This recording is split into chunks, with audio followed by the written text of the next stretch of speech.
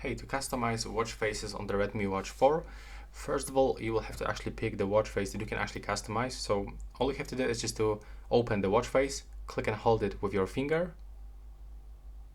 And now you can actually find information.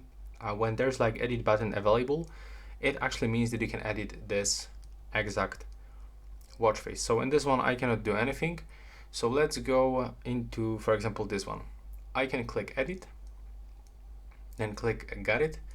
And as you can see from here, when I move this button, I can actually change the color of this watch face. So for example, I'm gonna get this one.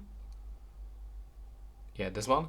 Now I can swipe into the left side and I can change some widgets. So as you can see, the first one, now I can replace, for example, with the stopwatch.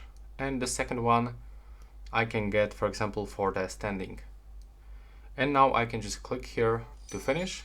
And as you can see, that's how we can customize any watch face on this Redmi Watch 4.